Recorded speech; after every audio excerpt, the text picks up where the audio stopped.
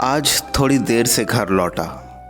दरवाज़ा खोला तो देखा मेरी बेटी अपने छोटे भाई को होमवर्क करा रही थी। बड़ी ही सादगी और सब्र से समझा रही थी उसे, जैसे कोई एक्सपीरियंस्ड टीचर हो। मैं अंदर आया तो मुझे देखकर दोनों मुस्कुरा दिए और हर बार की तरह उन्हें देखकर मन में सुकून की लहर दौड़ गई। मैंने पूछा, तुम लोगों ने खाना खा लिया?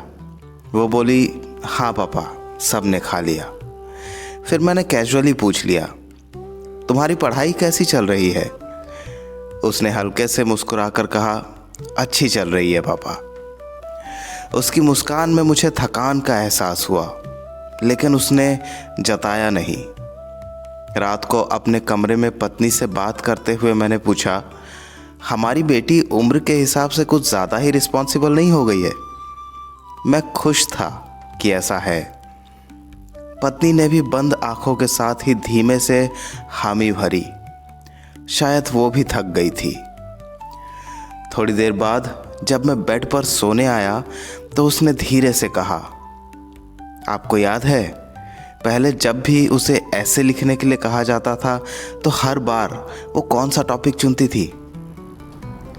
मुस्कुराहट छा गई मेरे चेहरे पर और मैंने कहा, हाँ, बेस्ट पापा इन द वर्ल्ड।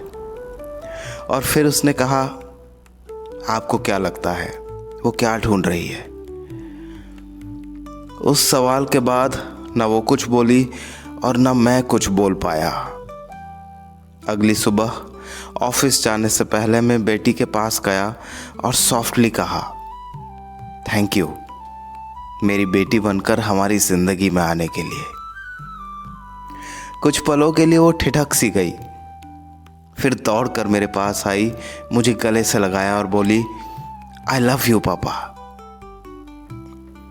और कई दिनों बाद, शायद सालों बाद, मेरे मुंह से भी निकला, आई लव यू बेटी, आई लव यू।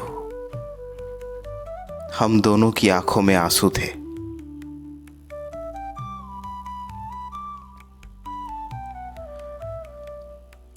तो अगर हम चाहते हैं कि हमारे बच्चे अपने फुल पोटेंशियल को एक्सप्लोर करें, चलिए उन्हें वो एक्सेप्टेंस दें, वो अप्रूवल दें, वो एप्रिसिएशन दें जो वो डिज़र्व करते हैं, ताकि जब उनकी बेसिक इमोशनल ज़रूरत पूरी हो जाए तो फिर वो खुद को जानने की कोशिश कर सकें और आगे चलकर एक सुखी जीवन जी सकें।